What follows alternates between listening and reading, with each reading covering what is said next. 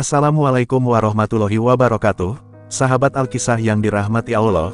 Pada kisah kali ini akan mengisahkan kisah singkat Sunan Gunung Jati. Sejarah hidup Sunan Gunung Jati, ulama Wali Songo dan Sultan Cirebon. Sunan Gunung Jati atau Syekh Syarif Hidayatullah adalah salah seorang ulama Wali Songo, majelis pendakwa agama Islam dalam sejarah Indonesia pada abad ke-14 Masehi. Ulama ini juga merupakan Sultan Cirebon tahun 1479 sampai tahun 1568 dengan gelar Susuhunan Jati. Sunan Gunung Jati lahir adalah putra Sultan Syarif Abdullah bin Ali Nurul Alim, Pangeran Mesir yang menikah dengan Nyai Rara Santang, putri Prabu Siliwangi dari Kerajaan Pajajaran. Nama asli Sunan Gunung Jati adalah Syarif Hidayatullah. Sejak kecil, sudah tampak kecerdasan dan ketekunannya dalam menuntut ilmu. Karena kesungguhannya menekuni ilmu agama, atas izin sang ibunda, Syarif Hidayatullah berangkat ke Mekah. Di Tanah Suci, Syarif Hidayatullah berguru dengan Syekh Tajuddin Al-Qurtubi.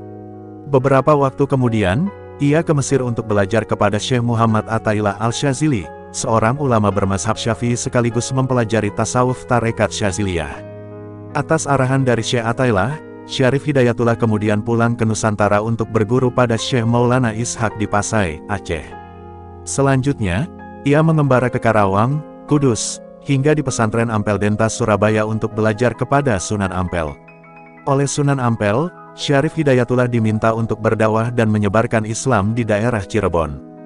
Di sana, ia menjadi guru agama menggantikan Syekh Datuk Kahfi di Gunung Sembung. Setelah banyak masyarakat Cirebon masuk Islam, Syarif Hidayatullah melanjutkan dakwahnya ke daerah Banten. Dakwah politik Sunan Gunung Jati.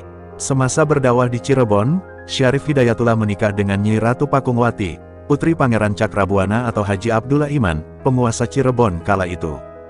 Dalam buku Atlas Wali Songo 2016 yang ditulis Agus Sunyoto diungkapkan, atas bantuan mertuanya, Syarif Hidayatullah mendirikan sebuah pondok pesantren dan mengajarkan Islam kepada penduduk sekitar.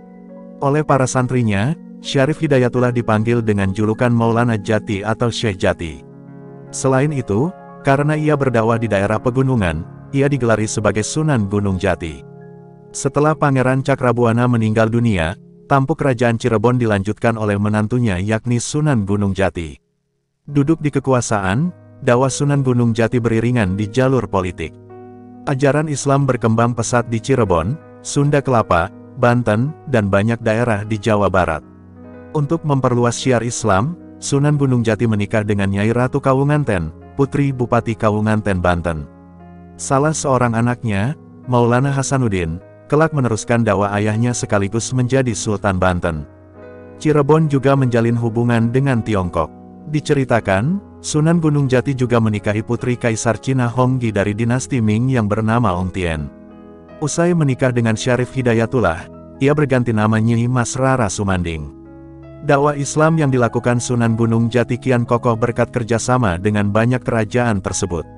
Pada 1568 Sunan Gunung Jati berpulang. Ketika meninggal, usianya diperkirakan mencapai 118 tahun. Makamnya terletak di Gunung Sembung, Desa Astana, Cirebon Utara.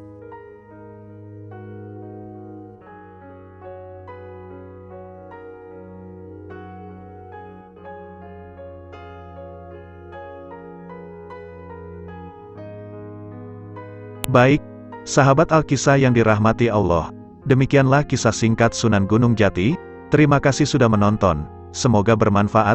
Mohon maaf apabila ada kesalahan dalam mengisahkan kisah ini, dan jangan lupa untuk subscribe, like, komen dan share tentunya. Syukron.